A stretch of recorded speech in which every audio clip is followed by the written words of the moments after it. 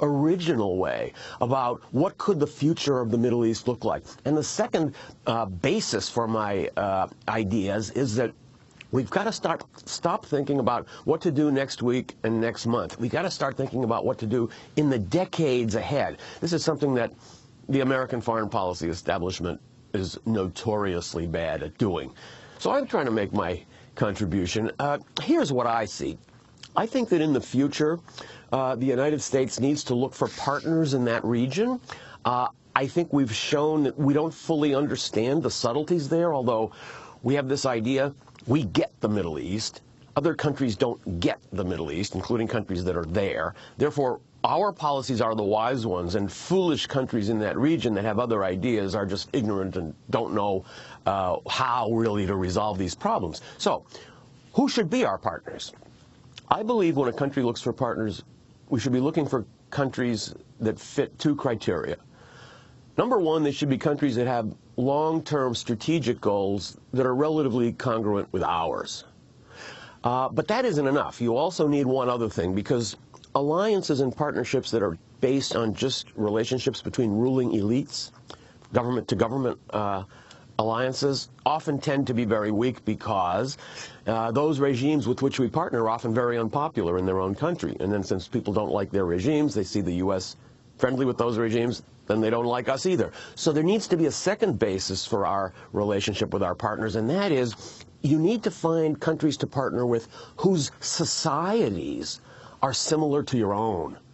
If you look around the Muslim Middle East, there are only two countries that fit those two criteria: long-term strategic goals similar to ours and societies that share values like ours. And those are Turkey and Iran.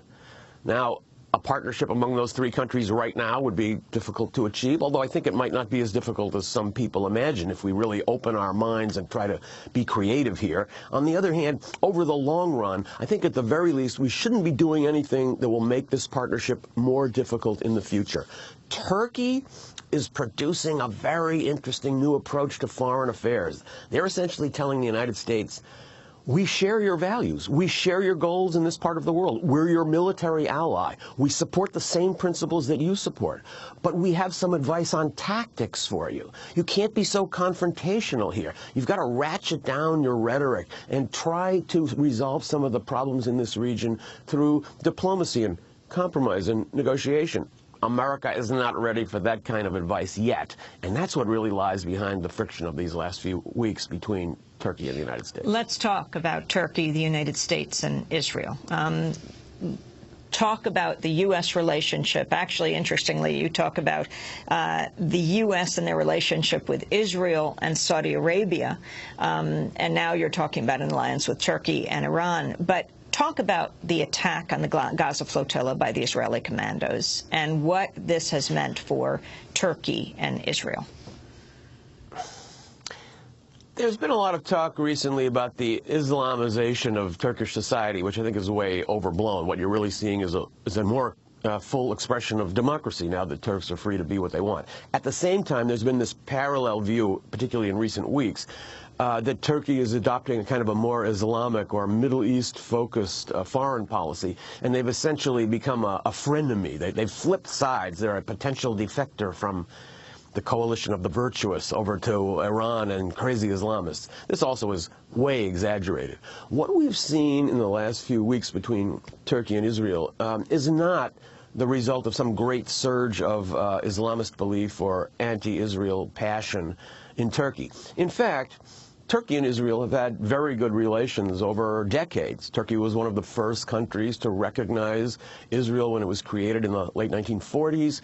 The relationship between the two has been economic, it's been political, and it's even been military. So they have a long history, and even before the establishment of the state of Turkey, relations between Ottoman Empire and Jews were fantastic. Jews were flooding into the Ottoman Empire from Poland and Russia and from Spain and Germany for centuries. So there's a long history there. So why did this conflict emerge? I think it really is a function of what happened in Gaza. It's hard for us in America to realize what it's like sitting in Turkey or somewhere else in the Middle East, you're watching every single day on your TV what's going on in Gaza. People are really focused on Gaza, and that project has been going on for well over a year now. Every time there's an episode in Gaza, it gets replayed over and over. You remember that Turkey was negotiating a secret deal between Israel and Syria at the time of the Gaza invasion. And Turkey was shocked that just as this secret new breakthrough toward peace seemed like it was imminent between Israel and Syria, the Turks woke up one morning and found out that the whole thing had been blown up because Israel has just invaded Gaza. So the Turks were furious. They really felt betrayed. Last year's blow-up at Davos between the Turkish Prime Minister, Tayyip Erdogan, and the President of Israel was not based on just general hostility. It was specifically about Gaza. And this flotilla is not a Turkish attack on Israel. What it is a statement by Turkey that we find the Gaza occupation intolerable. So I think we should separate that particular episode, what's been happening in Gaza over the last 18 months, from the larger Turkey-Israel problem. I think this relationship is not lost forever. I'd like to see both sides start to ratchet down their rhetoric now and try to pursue a more conciliatory policy. And I think that is possible because what the Turks are really looking for is not the end of Israel or huge changes in Israel. What they're looking for is changes in Gaza. If that can start to happen, I think this relationship can be repaired. Well, what about Israel attacking this ship and killing 8 Turks, 1 Turkish American? What made Israel, in its relationship with Turkey, think that they could get away with this? I think even friends of Israel in the United States are beginning to ask themselves, is Israel acting in ways that are really going to protect its long-term security, or is Israel acting in ways that actually endanger its long-term security? Israel is not going to be able to maintain its position in the Middle East indefinitely just by military means. I think the attack on the ship in the Mediterranean that was headed for Gaza was an expression of Israeli desire to set the rules for that part of the world. They don't want any challenge. However, I think this operation wound up being a success for the planners of the flotilla beyond anything they could have imagined. It's another great gift that Israel has given its so-called enemies in Hamas and in Gaza. In the long run, what's going to protect Israel is a stable neighborhood. Therefore, countries on the outside like the United States that want to help guarantee Israel's long-term survival should be trying to encourage it to pursue policies, and should be pursuing policies themselves that result in a calming of tensions in that region.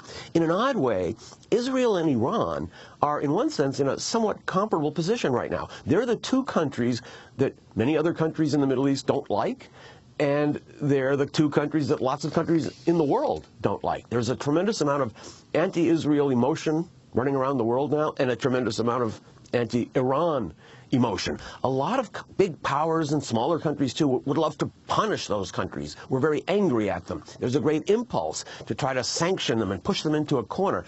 But actually, it's not a good idea to try to isolate countries, and I'm talking about both Iran and Israel, to punish them, sanction them, make them feel alone and friendless. Instead,